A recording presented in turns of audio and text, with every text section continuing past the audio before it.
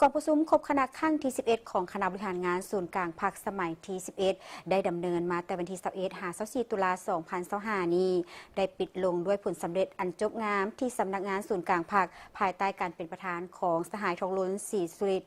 สหายทองลุ้นศรีสุริตเลขาธิการใหญ่คณะบริหารงานศูนย์กลางภาคประชาชนปฏิวัติลาวประธานประเทศแห่งสาธารณรัฐประชาธิปไตยประชาชนลาวโดยการเข้าร่วมของบรรดาสหายคณะบริหารงานศูนย์กลางภาคเลขาภาคแขวงกระทรวงองค์การจำนวนหนึ่ง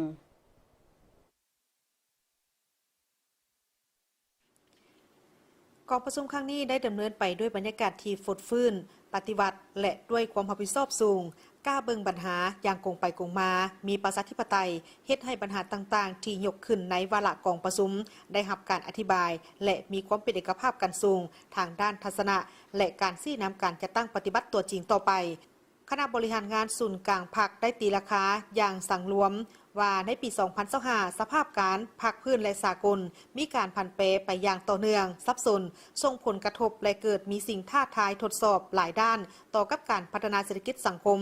แต่ด้วยความเอาใจใส่นำพาซี่น้ำของศูนย์กลางภาคและรัฐบาลก็คือความเป็นเจ้าการบุกบืนสู่ซนของบรรดาข้าราชการและท้องถิ่นตลอดฮอดพนักงานประชาชนบรรดาเผ่าได้มีความตัดสินใจเพื่อสู่ซนผ่านพาอันได้เฮ็ดให้ประเทศของพวกเขารับประกันได้ถึงความมั่นคงมีเสถียรภาพทางด้านการเมืองสังคมมีความสงบปลอดภัยความยุ่งยากทางด้านเศรษฐกิจการเงินได้รับการแก้ไขให้ตกไปเป็นก้าวๆเศรษฐกิจมหาภาคค่อยๆมีเสถียรภาพดีขึ้นบนพื้นฐานสภาพการต่างๆและความเล่งทวงในสปอดาและยาวนานคณะบริหารงานศูนย์กลางภาครัฐบาลและการนำทุกๆภาคส่วนทั้งศูนย์กลางและท้องถิ่นทุกขั้นต้องได้เพิ่มทวีและยกสูงความรับผิดชอบการเมืองเพื่อนำพาบรรษาซี่นำแก้ไขปัญหาอย่างมีแผนการและมีจุดสุมเป็นต้นแมนการสืบต่อยุ่งแหงขบวนการด้านต่างๆให้แข็งแรงสร้างการหันเปลี่ยนให้เลือกซึ่งมีประสิทธิผลเพื่อม่วนท้ายการจะตั้งปฏิบัติมติกองประชุมใหญ่ครั้งที่ 11 ของพรรคให้มีความสมบูรณ์ยิ่งขึ้นสืบต่อการเกี่ยมควบคุมให้แก่การดำเนินกองประชุมใหญ่ผู้แทนทั่วประเทศครั้งที่ 12 ของพรรคพร้อมทางการเกี่ยมบรรดาเวียกงานเพื่อห้องหับให้แก่การพันขยายแนวทางการเมืองและแนวทางการจัดตั้งปฏิบัติของพรรคภายหลังที่สำเร็จกองประชุมใหญ่ผู้แทนทั่วประเทศครั้งที่ 12 ของพรรคในโอกาสดังกล่าวนี้สหายเลขาธิการใหญ่ประธานประเทศก็ได้ชี้นำเวียกงานจำนวนหนึ่งเพื่อให้คณะบริหารงานศูนย์กลางพรรคก็คือบรรดาสหายเลขาคณะพรรคกระทรวงองค์การนครหลวงวิจันทร์และบรรดาแขวงนำไปจัดตั้งพันขยายและสุ่มใส่จัดตั้งปฏิบัติให้มีประสิทธิภาพสูงคือ1. สี่นำการแก้ไขปัญหาเข่งห้อนเป็นต้นเหม็นปัญหาเศรษฐกิจการเงินราคาสินค้าค่าครองชีพฟื้นฟูผลกระทบจากภัยน้ำท่วมที่เกิดขึ้นในฤดูฝนผ่านมานี้ปรับปรุงซ่อมแปลงเส้นทางหลวงแห่งชาติและเส้นทางเชื่อมต่อต่างๆและก็ให้เอาใจใส่เนื้อที่การผลิตชลประทานเมืองฝายหรือว่าแนวพันธุ์พืชพันธุ์สัตว์เพื่อสนองให้ประชาชนอยู่แต่ละท้องถิ่นภายหลังถูกกระทบจากภัยน้ำท่วมให้ทันเวลาสี่นำติดตามสุกมู่และให้เป็นเจ้าการแก้ไขปัญหาด้านเทคนิควิชาการเพื่อเก็บกู้เมียนมัดผลผลิตฤดูฝนและเกี่ยมให้แก่ขบวนการผลิตในฤดูแล้งให้ทันสภาพการเอาใจใส่ปฏิบัตินโยบายเบิ่งแย่งฟื้นฟูแก้ไขชีวิตการเป็นอยู่ของพนักงานทหารตำรวจในประชาชนโดยเฉพาะแม่นพนักงานบำนาญพนักงานที่มีคุณงามความดีต่อการปฏิบัติที่ได้ออกพักผ่อนแล้วนั่นให้เขาเจ้ามีชีวิตการเป็นอยู่ที่สู้ต่อไปได้นอกจากนั้นให้กวดข่าเบิงสำรวจเบิงป่าส้นโพมีผลกระทบแห้งต่อภัยธรรมชาติที่ผ่านมานั้นและก็เอาใจใส่ผู้มีรายรับทำอันที่สองแม่นสี่นำการพันขยายผลสำเร็จของกองประชุมใหญ่ขององค์คณะพรรคนครหลวงเวียงจันทร์แขวงบรรดากระทรวง องค์การที่สำเร็จแล้วนะทุกเวียกจะต้องได้รับการสืบต่อดำเนินหรือเข่งห้อนปรับปรุงให้เข้าสู่การปฏิบัติให้ได้ไว้ต่อเนื่องบ่ให้มีห้อยต่อสองวางได้ในการสีนำและการบริหาร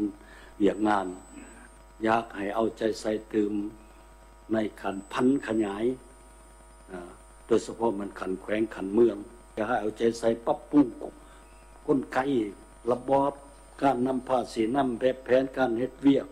ของคณะบริหารงานพรรคคณะประจำกับองค์การปกครองเพื่อรับประกันความ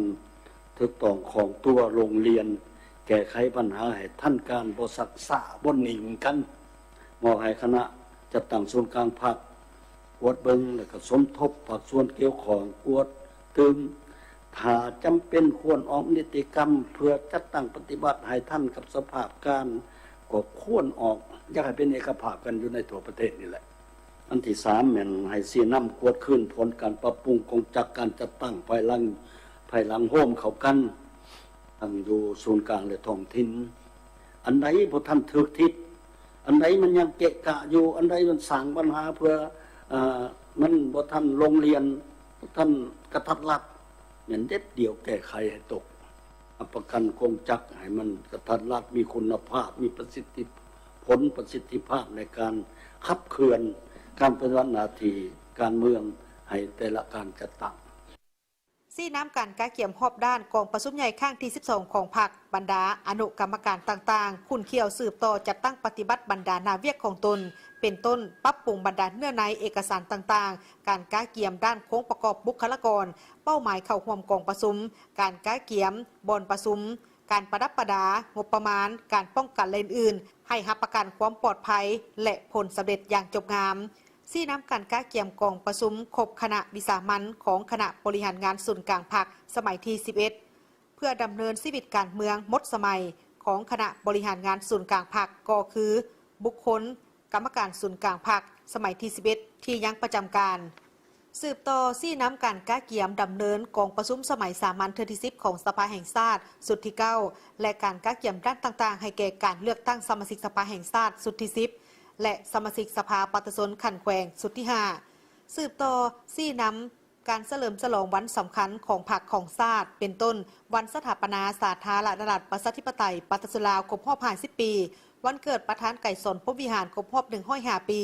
งานมหกรรมกีฬาแห่งชาติครั้งที่12และอื่นๆให้เป็นขบวนการกว้างขวางเนื้อในเลือกซึ่งมีบรรยากาศฟดฟื้นประหยัดรับประกันความสงบปลอดภัยและความเป็นระเบียบเรียบร้อย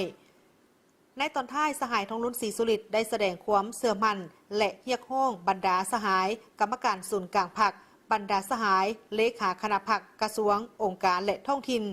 เพื่อพร้อมกันยกสูงความรับผิดชอบการเมืองเสิร์ชสู่ความเป็นเจ้าการและความเป็นแบบอย่างน้ำหน้าให้สูงขึ้นสืบต่อนำพาซี่น้ำเฮ็ดให้บรรดาคาดหมายสู่สนต่างๆที่วางออกได้รับผลสำเร็จอันจบงามและสร้างขบวนการก้าวเข้าสู่กองประชุมใหญ่ข้างที่12ของพรรคอย่างสง่าผ่าเผย